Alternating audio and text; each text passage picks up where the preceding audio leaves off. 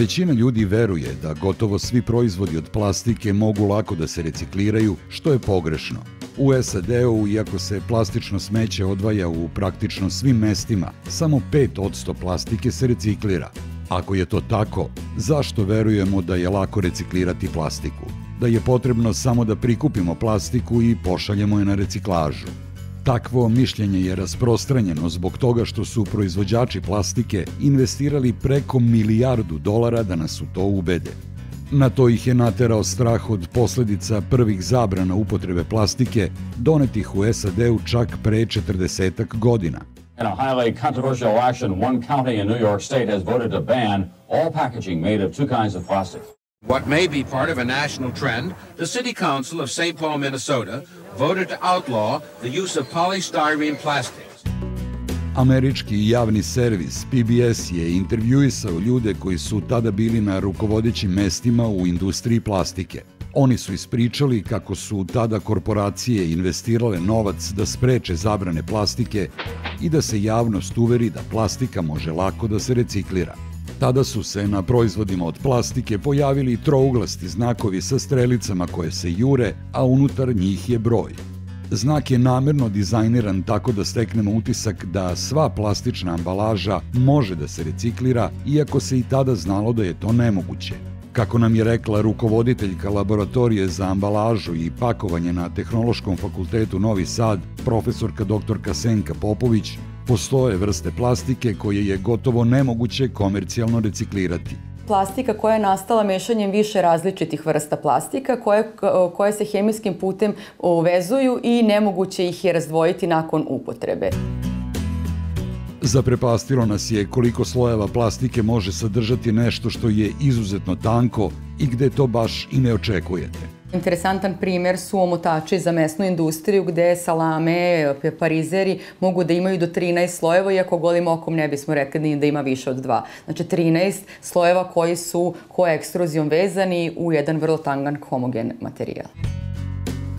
Čak i neki plastični proizvodi za koje smo potpuno sigurni da mogu da se recikliraju, kako nam je objasnila Kristina Cvejanov, ne mogu da se recikliraju komercijalno. PET činija, identičan materijal na prvi pogled kao i PET boce. Međutim, razlika je u tome što PET činije imaju premaze zbog kojih ne mogu da se recikliraju i po pravilu završavaju isključivo na deponijama ili u najboljem slučaju ako imamo postrojenje za proizvodnju energije kao sirovina za dobijanje struje. Srećom, PET flaše zaista mogu da se recikliraju. Njih ima smisla odvajati od ostalog otpada i nositi na mesta za odlaganje. U Nemačkoj, gde se preko 95% flaša reciklira, sadržaj recikliranog materijala u novim flašama je oko 28%, a ostatak je potpuno nova plastika. Gotovo je nemoguće dobiti kvalitetnu providnu PET flašu ako se koristi više od 28% reciklata. Zato se reciklat PET-a koristi i za druge namene.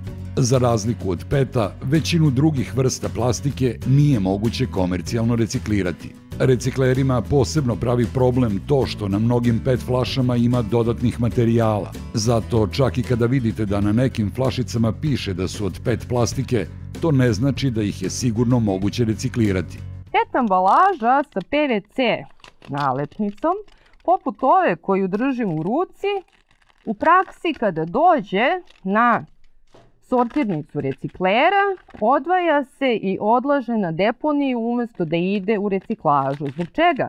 Tehnički je nemoguće na samoj sortirnici izdvojiti PVC koji u velikoj meri kontaminira PET, inače potpuno različiti materijal od PVC-a, te tako recikleri ova pakovanja umesto da prerade moraju da sa drugim nereciklabilnim otpadom odlože na deponije.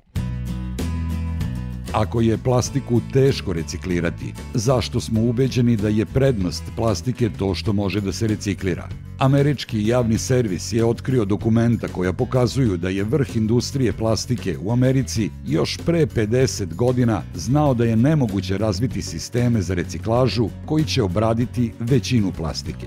U analizi društva plastične industrije navedeno je da Tehnika za čišćenje i razdvajanje mešane plastike nije razvijena za široku ekonomsku primenu.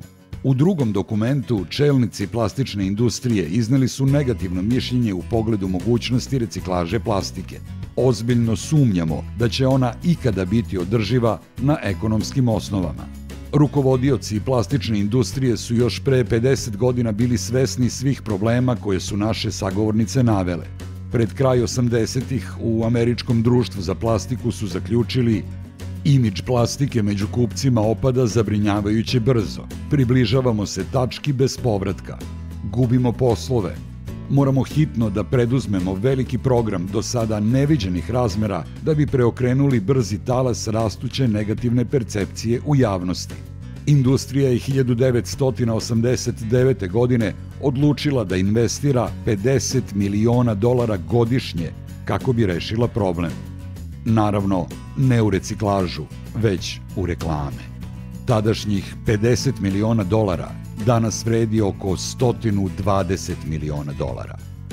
Ronald Lismer, predsjednik Saveta za rešavanje problema čvrstog otpada, organizacije koju su osnovali najveći proizvođači plastike, je u izjavi za američki javni servis opisao efekte kampanje. We started that advertising program. I think the image of plastics was in the mid-30s. 30-35% favorability. And it worked? And it worked. Because you went from 30% favorability. From, let's say, mid-30s to mid-60s. Favorability. Iako se zbog drastičnih mera u Evropskoj uniji i SAD-u stiče utisak da će se količina plastike smanjivati, to se neće desiti. Trenutno naftna industrija ulaže nikad veća sredstva u širenje kapaciteta za proizvodnju plastike. Plan je da se do 2050. godine utrostruči proizvodnja plastike. Sve ovo ne znači da nije vredno reciklirati plastiku. Treba znati šta može da se reciklira poput PET flaša i to raditi. Što se tiče ostatka plastike, neophodne su višestruke mere. Mere smanjivanja upotrebe, usvajanje propisa koji obavezuju proizvođače plastičnih pakovanja da ih prave tako da mogu da se recikliraju i mere poboljšavanja sistema za reciklažu plastike. I naravno, ulaganje sredstava u sisteme za skupljanje i reciklažu plastike.